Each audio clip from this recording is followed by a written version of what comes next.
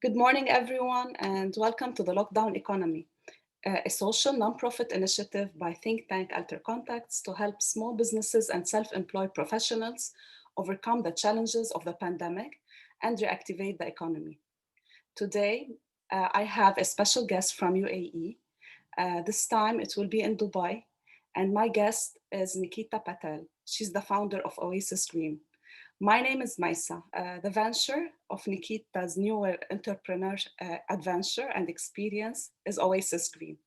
Hello, Nikita. How are you? Hi, Maisa. How are you? Such a pleasure to be on the show, and I'm very excited to talk through this with you today. So, tell me about your business. What do you do as a business? Sure. So, Oasis Greens is a vertical farm in Dubai. We use a technology called hydroponics. And what that means is that we basically are able to grow indoors in a controlled environment. And this is great for the UAE because in the UAE, because of the climate and the landscape, it's very difficult to grow outdoors, especially in the summer months because of the climate. So the hydroponics vertical farm that we have, we're able to grow leafy greens, so various types of lettuces, herbs, rocket spinach, all the greens that you can imagine right now. And the product range will be expanded in the near future. And we're able to grow throughout the year, which is fantastic. I'm using very little water as well. So that's another plus for the region that we're in as well. So we just actually started the farm in January of this year, and then we started commercially selling in July. So it's actually only been a few months so far. And as you said earlier, it's like a lockdown baby. So it was this business was born during the lockdown. So that in itself came with, its own challenges as well as benefits because of the industry that we're in. So it's been a really good journey so far. Obviously, we're still at the beginning of, building not only the farm but also the agricultural ecosystem around the farm. So everything to do with, the supply, to do with, the farm growing components. We're trying to build also knowledge in this space. So build the knowledge for farms, so to share best practices and also to source better talent in the region for agriculture specifically. So not only are we building if the farm and expanding the farm, we're also kind of trying to support the whole ecosystem surrounding agriculture in the UAE as well. So it's been super exciting so far, and many more exciting things to come as well. Yeah, I can see that you've been active during the couple of months. Who helped you in this business? First, where are you based? So, where is the farm located in UAE, and how many employees help you to do all what you've been talking about? Yeah, so we're actually based in Dubai itself, which is where I was born. So 20 minutes from my home is the farm. So in an area called Jabal Ali. And basically we have a technical team. So and that composes of the actual farmers, so the individuals that are doing the seeding and the harvesting, as well as on top of them the supervisors who actually have a technical background in agriculture engineering, horticulture, and things like that, because it's quite technical, the whole process. um, and so we were very particular in choosing people that had the right background for this venture to be a success, especially because it was difficult to find this talent over here in the UAE. So we brought a few people from India, actually, because India obviously has a very rich agricultural landscape as well. So the whole technology team at the moment is between 7 to 8 people, depending on the season.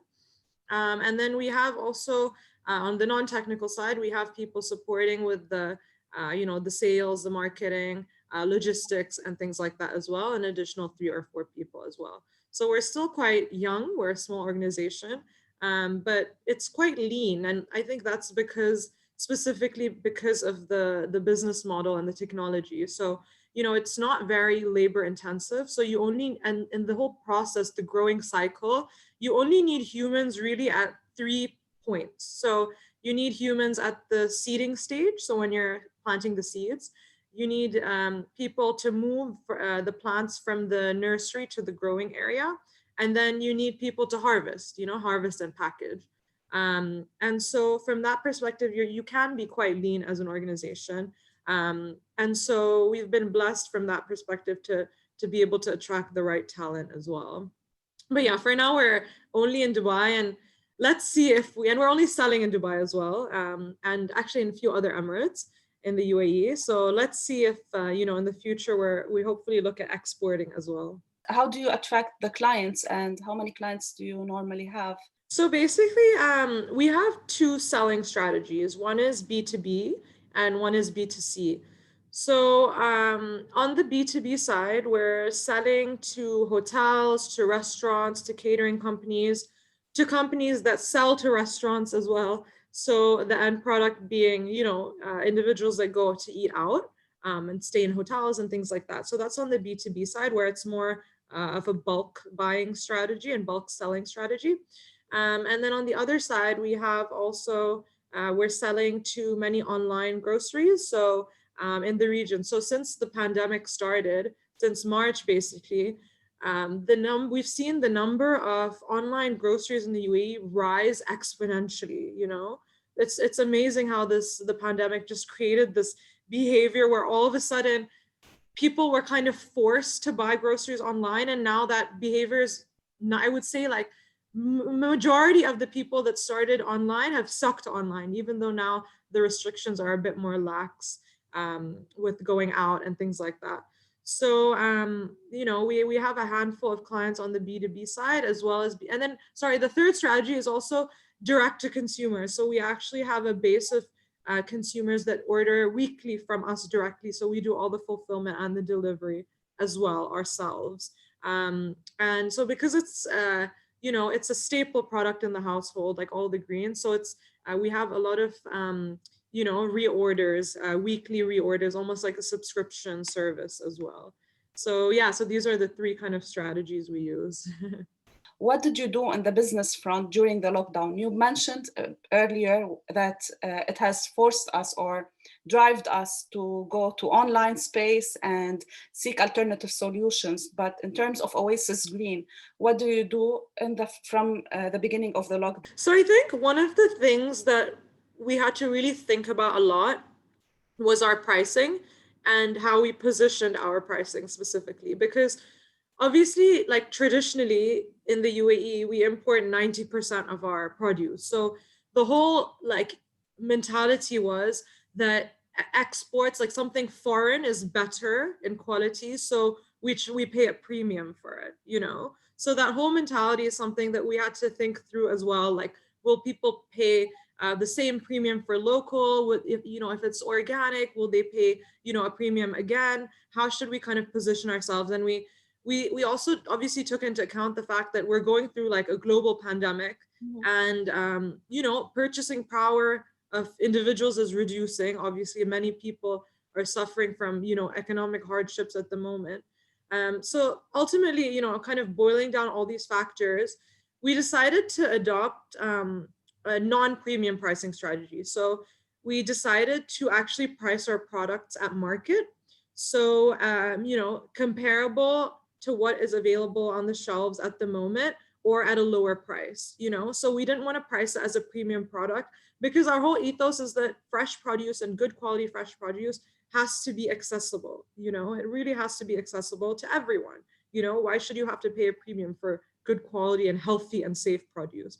So that's one of the things that was really influenced by the pandemic, and it's worked really well for us to this point. And it kind of embodies everything that we're trying to achieve, which is increasing access. So that's definitely something we had to consider. Something else is also basically, I'm sure you've heard, like, around the whole world, the first thing that happened during the pandemic is people started hoarding food, right? So people started, going to the supermarket and buying large quantities of like long life items that they didn't actually need, just out of fear, and panic. So it was interesting because over here in the UAE, even though we import so much, we never had this issue really. And I think it's because the there from like the leadership of the country, there was a lot of like awareness, and they're very cognizant of the fact that this is happening in the rest of the world, and so it shouldn't happen to us. And so they did make it very accessible. There was no food shortages. We never had a situation where things would run out, even like fresh produce. And I think that's really where it helped for us as well, because now all of a sudden more of the suppliers that were supplying to like supermarkets, they were more willing to buy local produce because they wanted to kind of secure that supply.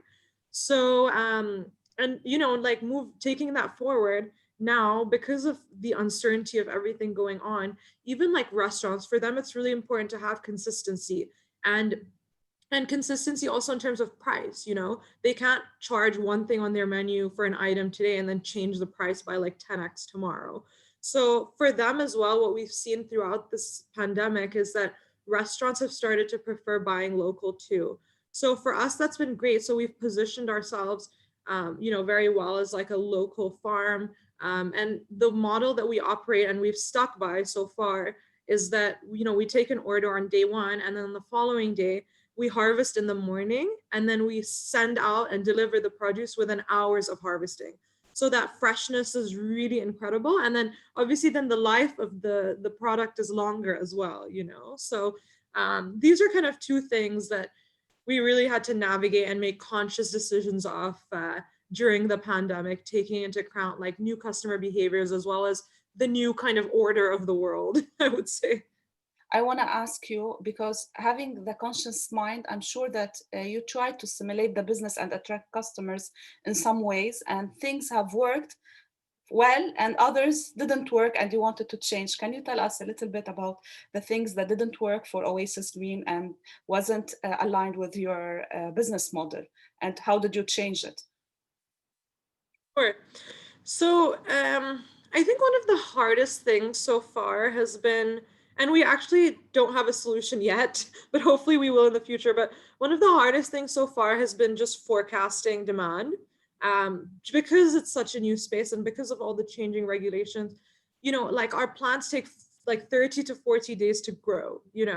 So in order to have in 40 days X amount, we need to plant the seeds like, now, today, to get that result in 40 days. So from both the customer perspective as well as like the B2B perspective, it's been really difficult and challenging to actually forecast that demand.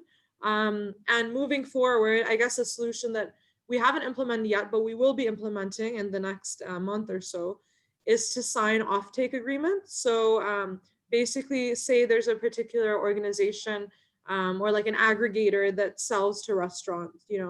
Signing an agreement with them saying that we will plant X amount of each product for you specifically for your consumption every month, given the condition that you buy it back from us once the harvest is ready. So that enables us to reduce our waste. So that we technically will only grow what we plan to sell. So that was definitely very challenging. Another thing was also like marketing. So obviously we were all in our homes, so there was no question of inviting people to the farm or doing an event, like a launch event and things like that, which works really well here in the UAE because a lot of things are still very much in person and relationship building. So that was our original plan. That's how we kind of wanted to launch the farm. But obviously, due to the circumstances, we were unable to do that. So we had to rely more on, word of mouth as well as social media, and then also other like online publications and advertisements and things like that as well. So that was definitely challenging just because it wasn't as per our plan. But I mean, everyone just has to adapt at the end of the day. And yeah, hopefully now we're actually expanding our farm. So we're expanding it by 4x in terms of the produce by February. So hopefully once the expansion comes into place, we can do an event, So we're looking forward to that. We've tapped about what are the practices that you have adapted. So let's say now, how is your business going at this moment?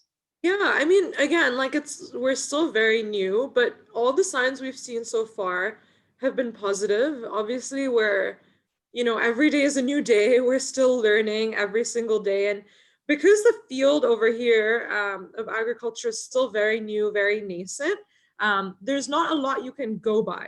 There's not a lot of like best practices you can learn from or larger organizations you can learn from.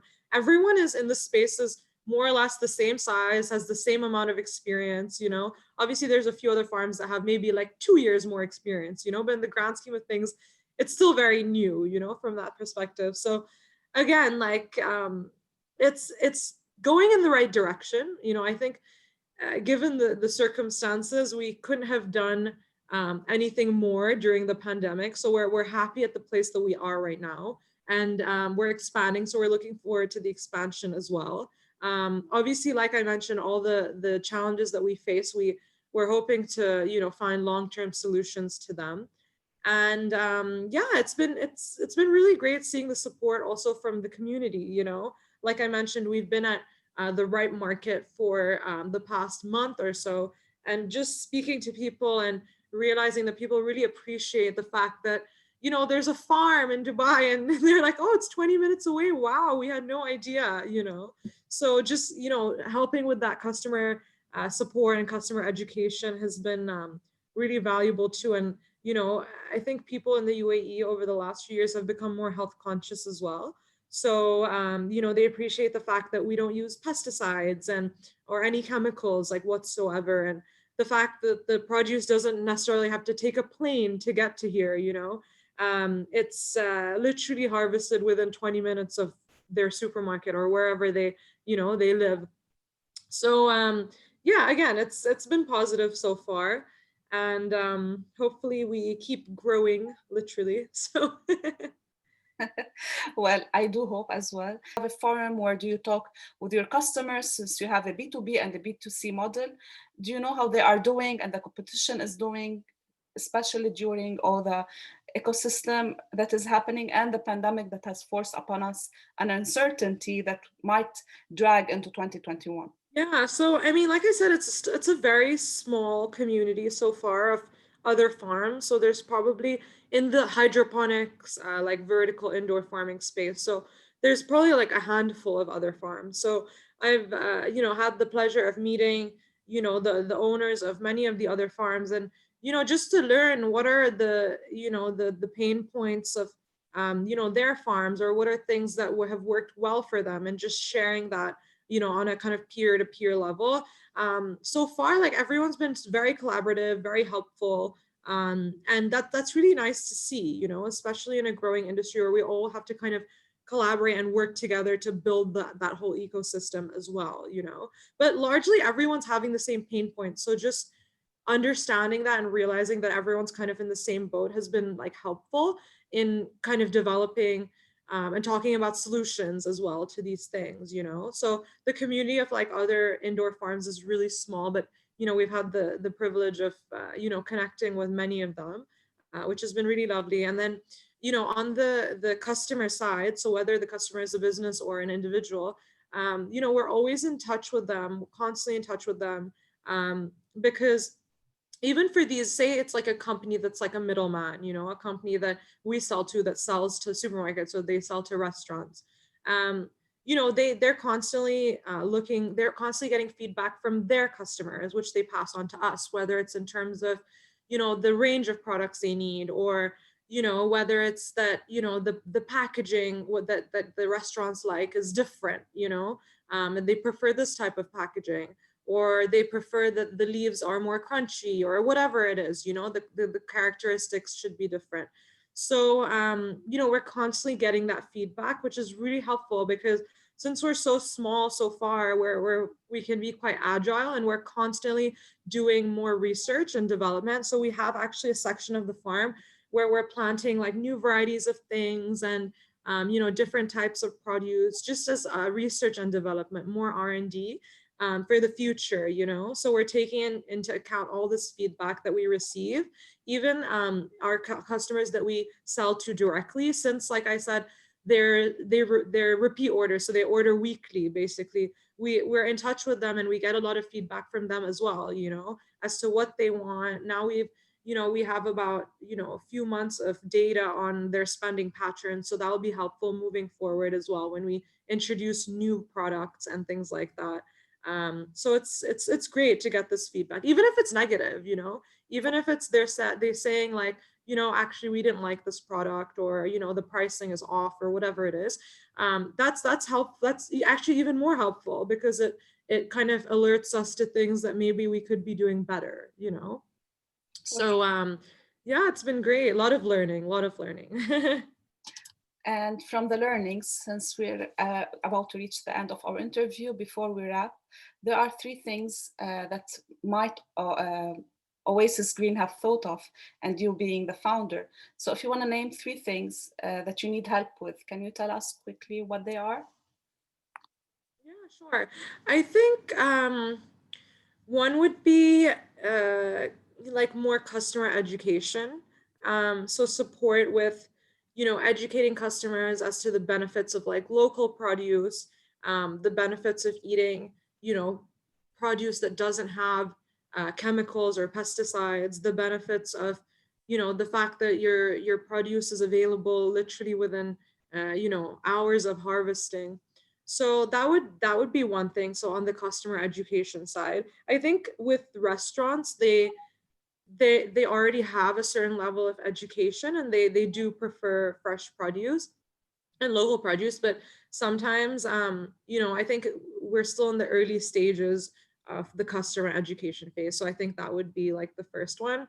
The second thing would be, I don't know if you can support with this, but I guess just generally one thing that would be helpful is, like I said, like support with the whole agricultural ecosystem, whether it's like, more companies coming into the space for like selling seeds or nutrients, or companies that, come into the space to do like research and share this research, or provide the talent, whether it's like farmhands, or the technical like horticulturists, provide that talent as well. Like all the supporting things to do with the farm, I think is really helpful. And the third thing that would be helpful, that's probably just like on the marketing side, like for us just to get the brand name out. And for us, the goal is to, get people to really resonate with the brand, and really feel connected like to the mission as well. So I think these are the three things we're probably, we want to work on the most, and would appreciate any support. Yeah, I hope that you'll able to deliver this message, and also find a common space where all the businesses that can complement your business model would be interested to speak and reach out to you. So I would like to thank everyone who also is watching us. Stay tuned, and we're going to have many more insights in the coming month.